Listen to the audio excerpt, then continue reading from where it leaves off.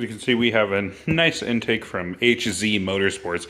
Huge shout out to them for working with me, or else this honestly would not have been possible to have be done this quickly after getting the Cadillac. So they gave me a huge discount on this thing. All I did was email them, ask if they wanted to work together, and they were totally down. They are super cool people from who I've talked to over there. So if you have a Cadillac ATS with the 2-liter turbocharged motor, I highly suggest you go get an HZ Motorsports intake. Hopefully everything in here is all fine with FedEx punting through my box. But opening this up, this is the first time I'm seeing it, just like you guys. I could tell that this is the filter. Come in here. This is freaking what? Guys, I had no idea this is going to be in the fucking box. This is actually, like, quite possibly the coolest thing I think I've ever received. You can see the Dart. It kind of looks like a Dodge Attitude, funny enough. But you can see the Dart, and there's the Cadillac. Some crazy houses. Fucking super angry looking version of me with my long curly hair. I've recently cut it. This is super freaking dope. I'm going to keep that forever. So they just told me that this polo shirt would be in the box. Sadly, this won't fit me. XL is the largest I have, and I'm kind of a fat guy. I'm a 3X. So my girlfriend has acquired a new shirt from HZ Motorsports. Fuck, dude, that's cool. I keep looking at the picture. That's like super dope. I can't wait to share that on Instagram.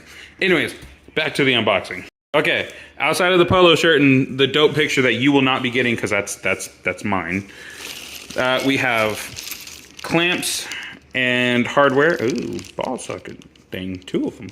I have no idea how this goes together, to be honest. Like I said, I know nothing about this intake. I reached out to them and they were super cool. So like these little half moon things, no clue. So I'm gonna set those back down because the last thing I want to do is lose the hardware. Here is the intake pipe.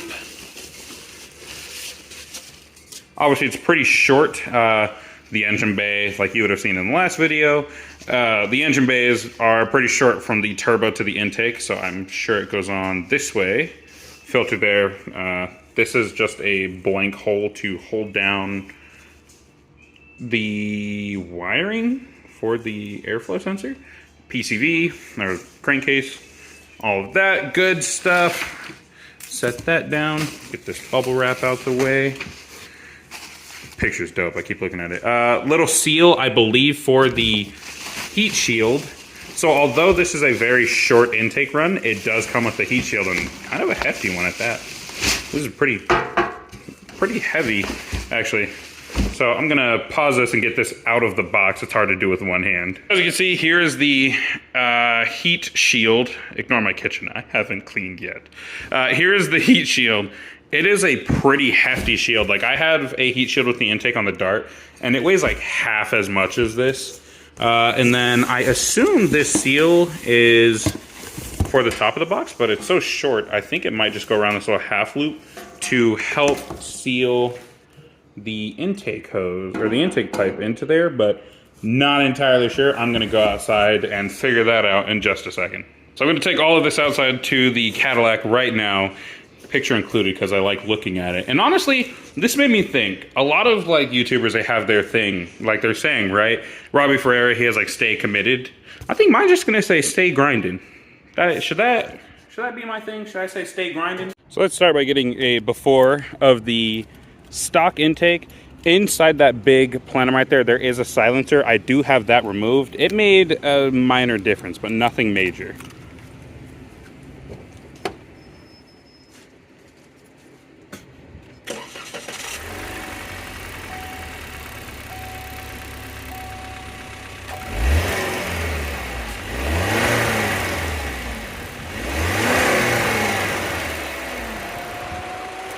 All right, pardon the wind, it is a little windy out. But we're gonna start with disassembling the stock intake. Some of the things you can easily get out of the way is like this plug, the little connector for it, or the little holder. And then it's just a multitude of screws. You have 1, 2, 3, 4. I only have 3. This one is missing, but I'm gonna get the top of the airbox off, and then you're gonna wanna undo this band clamp right here in the middle. Let's see how well you guys can see that. This band clamp right there, again, just a Phillips head screwdriver, this hose, and then you can take the whole top half, so from here upwards up to here, the whole top will come off. So don't actually worry about this clamp. So just that clamp, these screws, the whole top half will come off. And then you can undo the PCV, which having this whole intake out of the way will give you easier access to like these screws right here.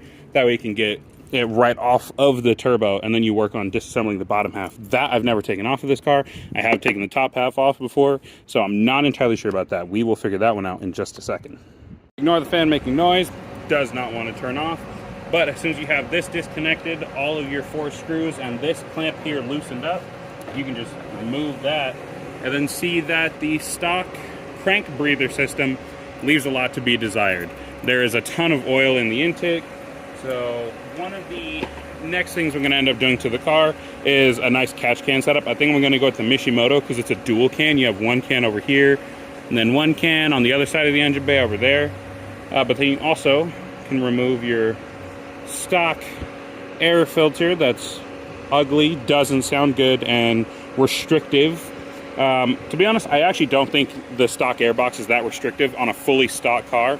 But once you start matching things like a downpipe and tunes, this will quickly limit your power potential. But on a fully stock vehicle, this is totally fine. If you want an upgrade and you don't want to hear turbo noise, you want something cheap, a K&N drop-in filter. That said, we will get into the price of this intake as soon as I'm done. So at the end of the video, I'll let you know how much this intake is, and honestly, after hearing the price, you'll probably want to just buy this intake instead. I just got the secondary piece removed. It was just one clamp here, and then the hose right there. I'll show you how to disconnect that. But as you can see, this thing is just super oily and dirty. So I'm glad to get this off the car. But I definitely suggest upgrading the PCV system on here, the crank breather, because this stock system honestly just doesn't cut it. Now, the way you're going to want to get your breather hose off, though, is... it might be hard for you guys to see. I'll try to get my phone in as close as possible. Ooh, sorry, I have a tripod. On there you have this little tab. All you want to do is push down on the hose and then pull this tab back. Let's see if I can get to the other side. Pull this tab back and then lift up. Hard to touch that. Everything is very hot. Like I said, I just got done driving home from work. Just got off work a little bit ago. So everything here is cooking. Now I'm going to find out how to take off this lower box and let you guys know how to do it, because I don't want to give you a tip now because I don't exactly know what I'm doing yet. Well, removal is actually so easy. I just put it back on and I'll show you. So you grab firmly and you yank it up. That's it. There's no bolts that holds this in or anything. I just dumped a whack ton of dirt on my car. No bolts or anything. So that is the complete stock turbo system, or intake system, removed. Now it's time to start putting on the new shiny stuff right over there. Okay, so to prep the heat shield, what you're going to want to do is take these little standoffs and put them in those 3 spots, because they will correlate to these 3. I have to grab the rubber boots that go in here, but you'll have rubber boots that go in there, and then these will pop into place. The stock intake box actually has something very similar. As you see there's the top part of the bushing, but let's see if it'll focus. There you go. Just a little nub. That's how it pops in place and holds itself on. Now I wonder if there's a way to recycle this cold air feed, which I assume grabs from the front of the grill. Let's see, do you guys see anything in there? Oh, actually, I don't think so. No, this blocks air, so what was the point in that? I don't know. So I'm going to get the heat shield on, that way I can start getting the actual intake tube into place. Okay, so ignore me for a moment. On that last clip, I lied. Put the intake tube through with the filter and the little heat protective, or the little seal to make sure the heat stays locked in. Put that through first, then flip this over. I'm going to try to do it on camera. I don't have little things in place because I already tried to like do this little flip motion and I kept getting those caught on everything. So I'm going to show you guys how to do this. Then I'm going to take it back off and put those back on. So what you're going to want to do is take this whole intake and flip it over into place. That way, the air filter, I just took the seal off, but that's fine because I have to remove this. That way, once you get your filter or your heat shield in place, which it'll also index into the little cutout like a lot of these intakes will. You then can get it to line up properly right there. You just have to get your sensor on too. I don't have my sensor in because, again, this is just a test to show you guys. And then you can have your hose hooked up there and your wiring harness, and everything will go into that hole right there. So that's how you do this. Now I'm going to take this back off and set everything up properly. We have a slight issue with the intake. I'm getting everything tested in place, so I still haven't put those on, just making sure I can get all the fine tweaks. And I realized the coupler that goes from the turbo to the intake is missing. I don't have it anywhere around here. So I just messaged them. They said they're going to go in tomorrow and check it, which means that it might be a little while before this video actually sees the light of day, because tomorrow's Saturday. So if they can't get it from Texas here tomorrow, then it'll have to wait till probably Monday or Tuesday after work. So it's slightly inconvenient. I am a little salty about it because, you know, I wanted to hear my nice turbo noises today, but I'm going to throw on the stock airbox for now. Luckily, that's a super easy thing to put in, and just wait a couple days. For me, it'll be a little while. For you guys, it'll be pretty much instantaneous. All right, you guys may not notice this, but it has been a couple of days, and the solution to the missed coupler issue is go to AutoZone and buy one. Honestly, did not feel like waiting for one to come in, but I talked to him. We worked everything out. I'm not going to give any details because it's not important, but I'm going to take this airbox off. Now, when I install my intake, the heat shield's going to rattle around a little bit, and that's because the rubber grommets that came on my car just kind of fell apart when I took them off, so I got to order new ones. They're like $5 a piece. You need 3 of them, so probably 20-something bucks after shipping. Not too bad, but if you plan on doing an intake on your ATS 2-liter turbo, or actually any of them, because the airboxes are in here in all positions, so 2.5, 3.6, 2-liter turbo, get new grommets just in case. These are rubber, so they just bake themselves away. So I undid that hose. I undid the clamp down there on the turbo, and I'm just going to lift this whole thing up. I might wait a minute, though, because I literally just got back from the store, so everything is, like, cooking right now. But who knows? I'm a little impatient. I really want to hear the turbo sounds. So y'all just see you in the next clip. Whatever happens, happens.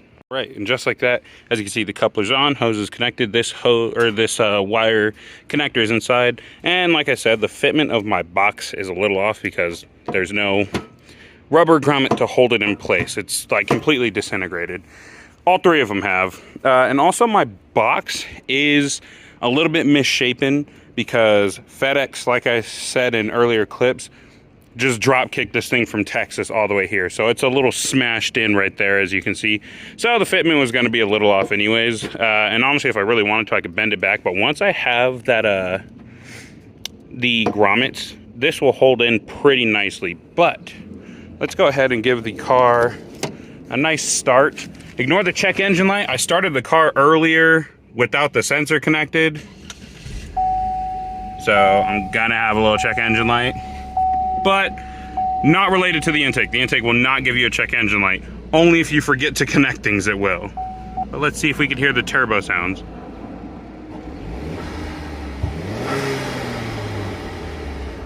Hell yeah. Sorry, I'm a little sweaty. It is Arizona, but it's like not crazy loud when just free revving like this. I'm sure under load it'll sound way better, but I'm gonna try to set up my tripod and get an outside clip because I do have the outside clip of the stock intake, so I want to get one of the aftermarket intake. And this thing keeps dinging because the hood and trunk is open.